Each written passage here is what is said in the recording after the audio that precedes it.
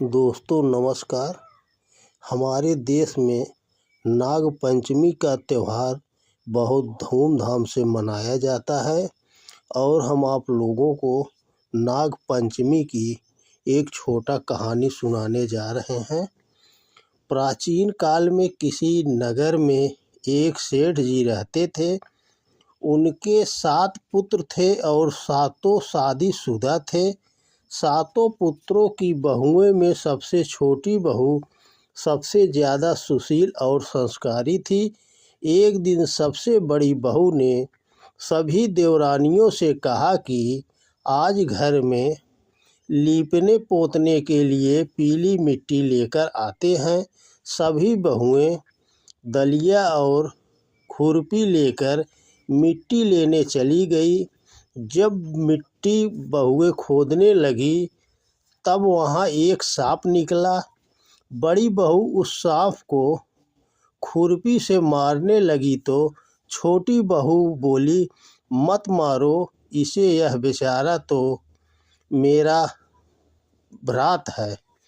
यह सुनकर बड़ी बहू सर्प को नहीं मारा।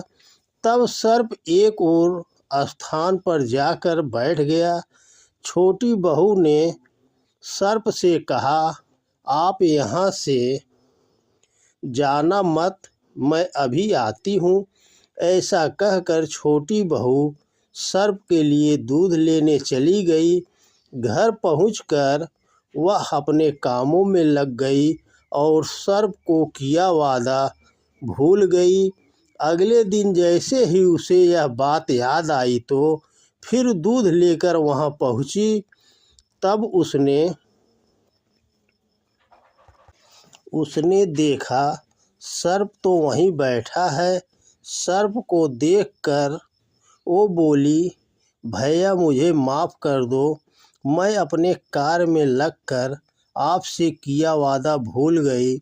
तब सर्प बोला, मुझसे झूठ बोलने के लिए मैं अभी तुझे डस लेता, लेकिन तूने मुझे प्यार से भैया कहा है, इसलिए मैं तुझे छोड़ रही हूँ और आज से तू मेरी बहन हुई। तुझे जो चाहिए मुझसे मांग ले। छोटी बहू बोली, भैया मेरा कोई नहीं है, मुझे एक भाई मिल गया, मुझे और कुछ नहीं चाहिए। बस जब भी मैं अपने भाई को पुकारूं तुम चले आना। कुछ दिनों बाद सावन के महीने में सेठ जी की सभी बहुएं अपने अपने पीहर जाने लगी और छोटी बहू से बोली, तेरा तो कोई पीहर नहीं है, तू कहाँ जाएगी। यह सुनकर छोटी बहू बहुत रोई। तभी वह सर्प एक मनुष्य का रूप धारण करके उसके घर आया और बोला, मेरी बहन को भेज दो। तब सबने कहा, इसका तो कोई भाई नहीं है। तो वह बोला, मैं दूर के रिश्ते का भाई लगता हूँ। इस तरह विश्वास दिलाने के बाद घर के लोगों ने छोटी बहू को उसके साथ भेज दिया। रास्ते में उसने छोटी बहू को बताया, बहन मैं तुम्हारा भाई सर्प हूँ और तुम्हें अपने साथ अपने घर नागलोक ले जाने आया हूँ। तुम डरना मत, तुम मेरी पूँछ पकड़ लो। छोटी बहू ने सर्प के कहे अनुसार किया। जैसे ही वह नागलोक पहुँची, नागलोक के धन ऐश्वर्य के देखकर छोटी बहू चकित रह गई। सर्प उसे अपनी माता के पास ले गया और बोला, माता यह मेरी बहन है, इसने मेरी जान बचाई थी और यह कुछ दिन हमारे साथ रहने आई है। सर्प की माता ने छोटी बहू को गले से लगा लिया। अब वह वहाँ खुशी खुशी रहने लगी।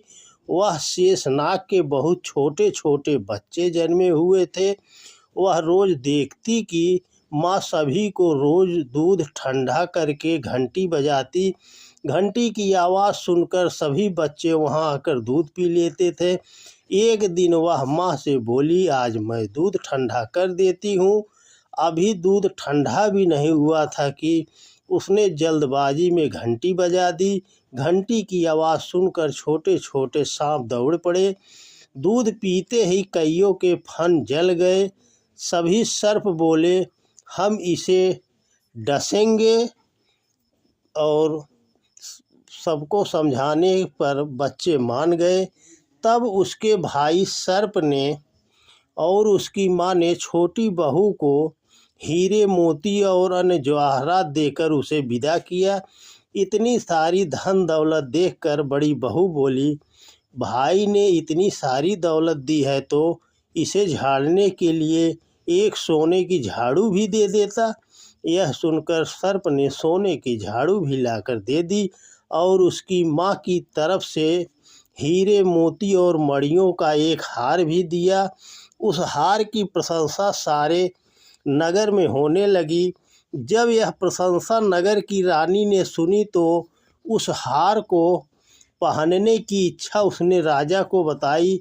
राजा ने तुरंत अपने सैनिकों को वह हार लेने भेज दिया।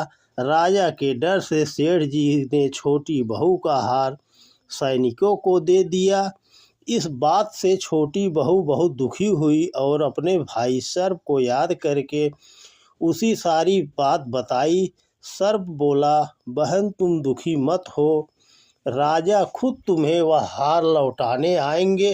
रानी ने जैसे ही वह हार पहना, वह हार सर्प बन गया और रानी ने डर कर वह हार फेंक दिया। यह देखकर राजा ने छोटी बहू को उपस्थित होने का आदेश दिया। सेठ जी स्वयं छोटी बहू को लेकर गए। राजा ने छोटी बहू से पूछा, तूने क्या काला जादू किया है? छोटी बहू बोली, राजन मुझे क्षमा कीजिए, यह हार ऐसा ही है। यह हार मुझे मेरे भाई ने दिया है। इतनी देर में वह नाग वहाँ प्रकट हो गया। नाग बोला, यह मेरी बहन है और यह हार मैंने इसे दिया है। यह देखकर सभी लोगों ने नाग देवता को प्रणाम किया, क्योंकि उस दिन नाग पंचमी की तिथि